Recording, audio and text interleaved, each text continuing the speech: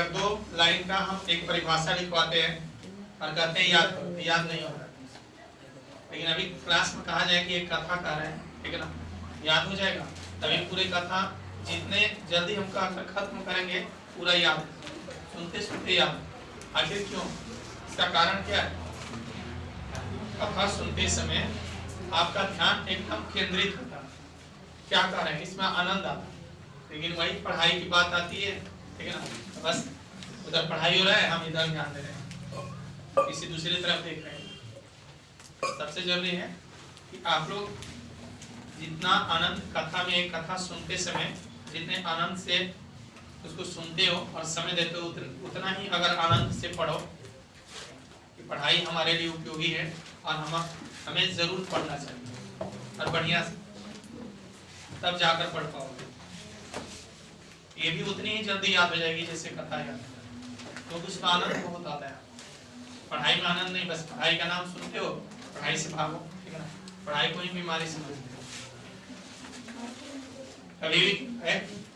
कभी भी दिन भर, मान लो कि दिन भर पढ़कर जाते हो या अपना समय जितना बर्बाद करते हो, कभी आपने ध्यान दिया है कि हम अपने बारे में कितना समय देते हैं?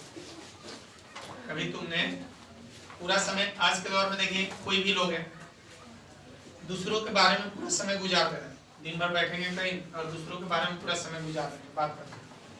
कभी ये नहीं सोचेंगे कि हम अपना समय 10 मिनट अपने लिए, आप लोग स्टूडेंट हैं, कभी आपने 10 मिनट सोते वक्त अपने बारे में सोचा है कि हमने आज पूरे दिन में क्या किया?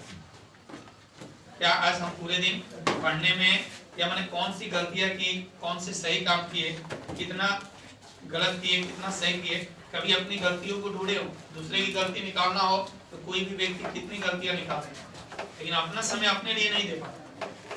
10 मिनट कम से कम दिन में पूरा काम करने के बाद, पढ़ने और घूमने के बाद 10 मिनट रात में सोते वक्त अपने बारे में सोचो कि हम क्या कर रहे हैं, पूरे दिन हमने क्या किया, क्या गलत किया, ढूंढ ढूंढ कर अपनी कमियों को निकालो। अपना सारा समय पढ़ाई पर व्यय कीजिए, ज्यादा से ज्यादा। ये पढ़ाई कोई बोझ नहीं है, ये नहीं कि आपके सर पे, ठीक है ना, कुछ मैंने 50 किलो का बोझ रख दिया गया है, ठीक है ना, आपको ढोना मुश्किल लग रहा है। आप पढ़ाई कितने बार आपको समझाएं, आप कैसे भी पढ़ सकते हो, लेकिन पढ़ाई में आनंद आना चाहिए। पहले पढ़ाई की उपयोगिता को समझो। इसमें से बहुत से हैं, ठीक है ना, जो अपने माता पिता को ही बेवकूफ बना रहे हैं, घर पे अपने माता पिता को ही बेवकूफ बना रहे हैं। पैसा, आप देखो क्लास में ही पैसा जमा कर दिए और आकर कोई उधर देख रहा है कि अंदर सही गलत चुनने के तरीके होते हैं। हर किसी के अंदर समझ होती है, हर एक व्यक्ति सही गलत चुन सकता है, उसके अंदर समझ होती है।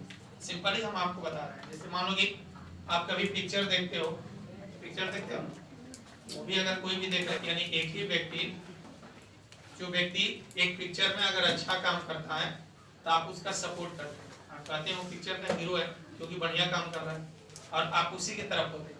लेकिन वही व्यक्ति अगर किसी दूसरी पिक्चर में, सेम दूसरे अगला पिक्चर अगर देख रहे हैं और वही करेक्टर, यानी वही व्यक्ति जो है दूसरे अगर विलेन का काम करे, गलत काम करे, तो आप उसका विरोध करते हैं। व्यक्ति तो वही है, एक में सही काम कर रहा है तो आप उसके सपोर्ट में, यानी आप सही चुन रहे हैं कि नहीं ये अच्छा है।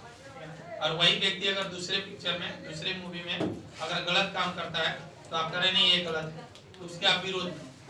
आपके अंदर सही गलत चुनने के समझ है, लेकिन बस अपने बारे में है, 10 मिनट अपने बारे में नहीं दे सकते और नहीं समझ सकते।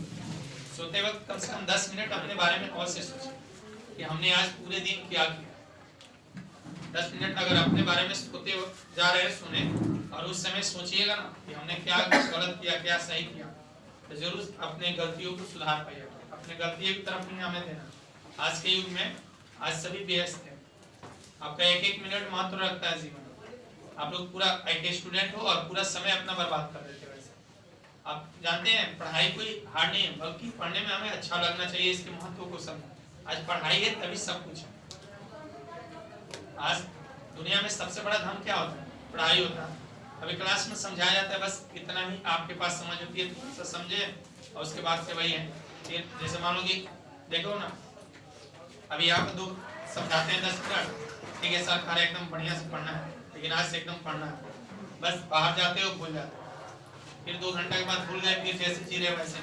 जैसे आजकल व्यक्ति होते हैं, अगर किसी की मृत्यु हो जाती है, हम असमस्त लेकर जाते हैं उनको दाह संस्कार के लिए। तो वहां पर क्या होता है, जब सभी व्यक्ति आग लगाकर बैठ जाते हैं तो क्या सोचते हैं, दुनिया में कुछ नहीं, एक दिन हमको भी लाकर सब यही फूक देगा, झूठ मूठ का, लेकिन ये धन वो धन ऐसे करना, सोच वहीं तक होती है।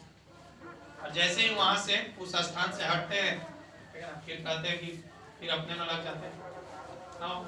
अभी हमने के गाँव देहात के चारों लोग क्या कर जरा कहीं जाए लो, ठीक वहाँ जब आग लगा दी लो सीता के तो बैठ को जंत्र का बतिया दुनिया में केहू कुछ बात ना, एक दिन हम लोग ले आके झूठ मूठ के लोग लड़ते हैं भाई हमारा भाई हमारा, लेकिन कितने देर सोच रखती है, सिर्फ वहीं तक होती है, उसके बाद आते हैं तो फिर अपने में ही मगन।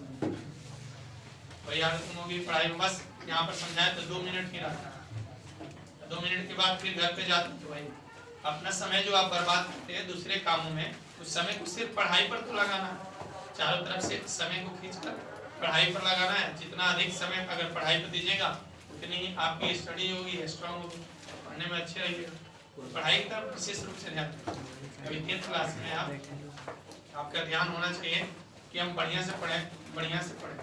ठीक है, आज की दुनिया में ये बात ध्यान रखना है कि पढ़ाई सबसे अनमोल, शिक्षा ही सबसे अनमोल धन, क्योंकि दुनिया में आप जिस धन को बिटोरते हैं, जैसे मान लो कि पैसा है, रुपया है, कपड़ा है, वो खर्च हो सकता है, फट सकता है। कपड़ा हम पहनते हैं पुराना होकर फट जाता है, पैसा खर्चा कर रहे हैं ना, पुराना होकर फट जाता है, लेकिन पढ़ाई एक बार आप ग्रहण कर लिए तो हमेशा आपके पास है, यही हमारे अंतिम तक साथ देगा। व्यक्ति वृद्ध हो जाता है तभी उसकी बुद्धि ही ना साथ देती है, उसकी शिक्षा ही उसकी साथ देती है, ये खत्म होने वाला नहीं है।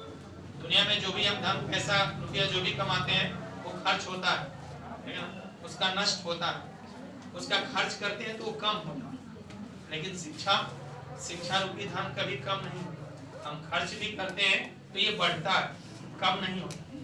इसलिए शिक्षा से दूर मत भागो, और समय है तभी पढ़िए, इसको छोड़िए मत, ये फिर दोबारा आने वाला नहीं। अभी मान लो कि तुम लोग 10th क्लास में पढ़ रहे हो और कल आपकी उम्र जब मान लो 50 साल हो जाए और आपके अंदर तब समझ आए कि पढ़ाई हमारे लिए उपयोगी है, हमें पढ़ना चाहिए, तो उस समय अगर आपको कहा जाए कि आप पढ़िए तो क्या कीजिए, कहा जाए चलिए अभी आप 1 से चालू कर दीजिए, एक क्लास से बढ़िया से पढ़िएगा, पढ़ने आइएगा, नहीं सोचिए चलो हम बढ़िया से बाद में ही पढ़ेंगे, अब छोड़ो, अब हमारा समय बीत गया, अब हमारा, ठीक है ना, आपका सपना हो जाएगा। जैसे मान लो आपके माता पिता का सपना है ना कि हमारे बच्चे बढ़िया से पढ़े, वैसे ही आपके भी सपने। आज मान लो माता पिता को धोखा देते हो, माता पिता का क्या काम है, बस उनका एक ही सपना है कि हमारे बच्चे बढ़िया से पढ़े, सब कुछ देते हैं, वो अपना सारा कुछ भूल जाते हैं, ठीक है ना, कि हमें क्या पढ़ना है, कैसे रहना है, अपने शौक को भूल जाते हैं और आपके शौक को पूरा करते हैं। और बढ़िया से आज इसमें से बहुत सारे बच्चे हैं जिसके माता पिता अगर नहीं भी पढ़े हों, लेकिन उनकी सोच है, ठीक है ना, कि आप बढ़िया से पढ़ें, एक ही तो शौक है कि हमारा अच्छा से लड़का पढ़े। और देखिए आप अगर किसी क्लास में अगर नंबर लाते हैं, जितना आप खुश नहीं होते उससे ज्यादा कहीं खुश आपके माता पिता, कम से कम अभी से समझाने तो ध्यान दीजिएगा, घर पे जाकर बढ़िया से पढ़ें। हाँ ध्यान दे।